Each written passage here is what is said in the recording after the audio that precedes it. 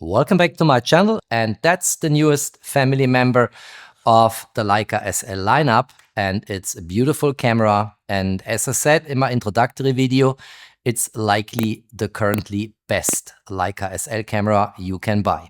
And if you have not seen my introductory video, I'll post a link down below in the info box so you can look this up. Now, this episode is about testing the pixel shift multi-shot mode of that camera. The specifications say we can get to 177 megapixel and we can shoot handheld, which is what I'm doing in this episode. And of course, we look into a few sample images. I want to show you the resolution advantage you get with this camera. Let's kick this off.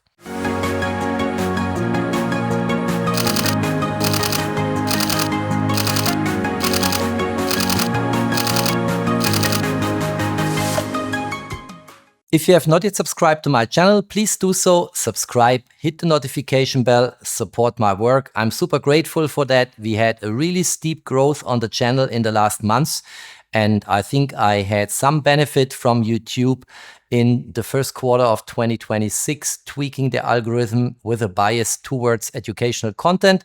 That's very likely a big advantage, and it also seems that the algorithm is distributing my videos much more intense than in the past. I'm super happy with that, and you guys, of course, make this all possible. So please subscribe, hit the notification bell, support my work. Many thanks for that. All right. Pixel shift multi-shot is one of the options you can select in drive mode. So let's go to drive mode. And this is here on the second page of the menu.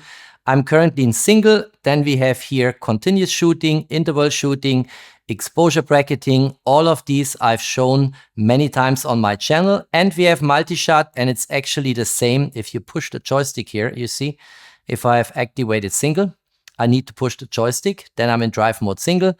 If I go to multi-shot, I push the joystick again, and then I get into the settings. And the settings are exactly the same as what we find in the Leica SL3, starting with firmware 4.0.0. And in mode, we have two options. We have handheld and tripod, and different things you can, in addition, activate if you're on tripod. Let's look into handheld first. You can choose your file format, and you can go for DNG only, or for DNG and large JPEG, for DNG and MJPEG, and also for large JPEG only with 176 megapixel. I think I'm always a bit confused about that. I think the spec sheet I got in the marketing material back then, and I'm filming this video about 2 months before the official announcement of the camera, so no official information is available. I think the marketing material says 177 megapixel here in the camera. I find 176 megapixel. It is what it is. I don't really care whether it's 176 or 177. And I have at this point in time no way to really confirm with official specifications, which you can typically, after announcement of a new camera, download from the Leica website. Then we have here MJPEG with 88 megapixel, and that's it in terms of options. I'm a DNG shooter anyway. I always shoot in the RAW format to get the most information available for my post-processing efforts, and that's why I go for this option here. I could go for DNG and LJPEG, and maybe that's the best option for most of you, but DNG is actually fine for me. So I activate this. And we also can save one single shot here, and that is important. That's a very interesting feature.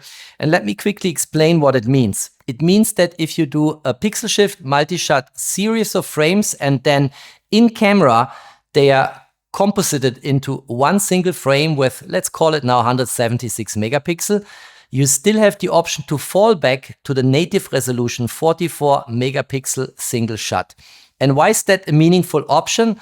And I've always activated this because in case you did not carefully check the result of the pixel shift multi-shot frame, and there are moving subjects in the scene which create artifacts, then your image might be ruined. And here, if you activate this, you have at least one single shot has only 44 megapixel and not 176 megapixel. But one single shot you can fall back to if your multi-shot did not work. If you don't need that, you can deactivate it, but you have here typically plenty of space, so why not activating it? and being on the safe side. And if a pixel shift multi-shot result is ruined, then at least having the option to fall back to the native resolution of 44 megapixel with the same image composition and same frame. And that is something I typically like. You can also, in the handheld mode, activate the self timer, and you have off 12 seconds, 2 seconds. I find this pretty unnecessary because if I shoot handheld, why should I wait until the clock ticks down in terms of a counter? That doesn't make a lot of sense to me.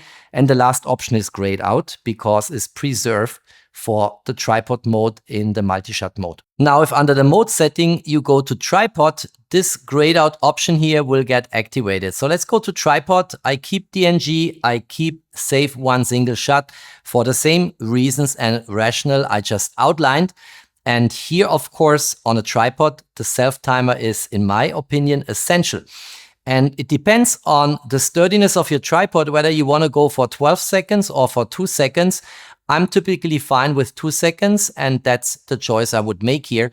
And then this is very crucial, the in-camera processing of these different frames, which get then combined into one composite frame with 176 megapixel.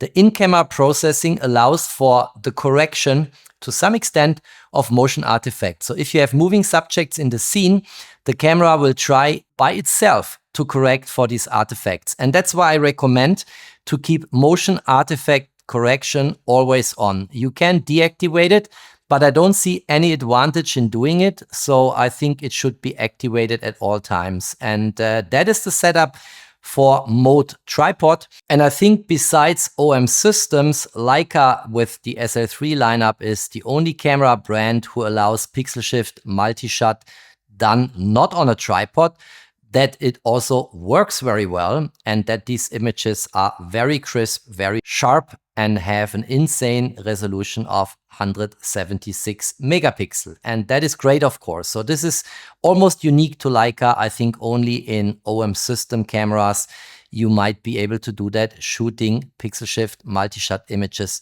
handheld. And of course, that's bound to a micro four thirds sensor in the OM system world. And here you have it for a full frame sensor.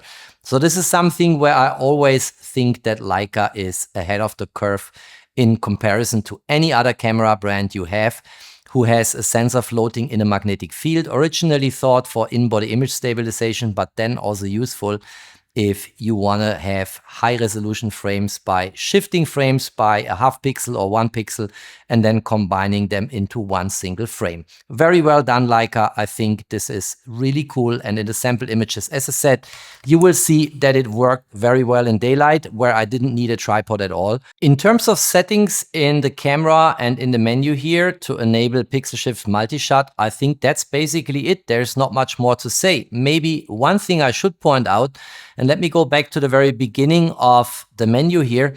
The focus mode, when I shoot pixel shift multi-shot, is always autofocus single. It doesn't make sense to do it in autofocus continuous. And you also see that autofocus continuous is grayed out. The only option I would have is manual focus, and that might make sense in certain situations. But with autofocus single, you are typically on the safe side. And the same applies to the autofocus mode. You could theoretically go for zone and multi-field and for tracking, but in particular, tracking doesn't make a lot of sense because that means that the frames you shoot in that sequence of frames will be very different, and there is then no way for the camera to process them into one single frame. And zone and multi-field also doesn't give me enough control, so I stick always with field and spot here. And autofocus detection, of course, also doesn't make a lot of sense in a pixel shift multi-shot situation, because you don't want necessarily to go for human detection or animal detection here. And it will typically also mean that your subject, if you go for that, will probably move in the scene. And then again, you would not be able to correct for artifacts in the composition of all these pixel shifted frames into one single frame. So make sure here, that's my recommendation, to be at autofocus detection off, in autofocus mode, be on field and spot, and on focus mode, be on autofocus single or be on manual focus, and AFC is grayed out anyway, which makes perfectly sense to me. Now I want to show you some sample images. It's not more than a couple of frames. I really want to demonstrate with a couple of nice images the advantage you have if you go for pixel shift multi-shot. But of course, the condition is you need to make sure you have not a lot of movement in the scene, because if you have a lot of movement, the camera will not be able to process these pixel shifted frames into one single super high resolution frame without suffering from motion artifacts. And that is an essential rule of thumb you need to keep in mind. Motion correction, artifact correction is limited, and you better make sure your scene is a calm scene in front of the camera, and then you will be very successful in shooting your multi-shot image with 176 megapixel. Now let's have a look what the pixel shift multi-shot mode was delivering here. And first of all, we have here the waterfront of the municipality of Zug. And this is a panorama stitching here with 71.9 megapixel. And then here we have the same panorama stitching, but each single frame came from a multi-shot exposure. And that is, of course, a much higher resolution, 71.9 megapixel. And by the way, I will put them side by side in a moment, but you see it here already. The multi-shot combination of frames also gives me a slightly better contrast here. Look at that. This is the panorama stitching coming from single shots, and this is the panorama stitching coming from pixel shift multi-shots. And this looks a little bit better in my opinion. And if we go here into this one, we get many details, lots of things to discover. It looks good. Just the panorama stitching, nothing special. But then it takes us from 71.9 megapixel, if we do this instead of with single frames, with multi-shots, up to the huge resolution of 286.7 megapixel. And that is, of course, a huge level of detail you get here. You see how much more I can crop in here. I'll show you the frame side by side in a moment, and it gives you an incredible amount of detail in the frame. Look at that. Looks really cool. Let me put them side by side. So here is the panorama stitching from single shots, and here on the right-hand side is the one from multi-shot. You see here side by side, 72 megapixel versus 287 megapixel. And let's crop in here at the same part of the frame. Amazing what you can do here. And of course, it will only waste space on your SSD and your storage if you don't need that huge resolution. If you need it, it's great to have it, but you will very likely only need it if you have clients who want to go for very large dimensional prints. But you have it at your disposal with the Leica SL3-P and this 44 megapixel sensor. And it looks incredibly good. I'm really happy with the exposures. Look at that. Looks really good. Here now a scene which I have already shown in my video about long exposures with the new Leica SL3-P. And we have here the native resolution 44.2. And here we have the pixel shift multi-shot resolution of 176.7 megapixel. And by the way, here's now the time to come back to my issue from the beginning. The marketing material of the Leica SL3-P from Leica tells me 177 megapixel. In the camera I showed you, it looks more like 176 megapixel. Here in Lightroom now we get the full truth.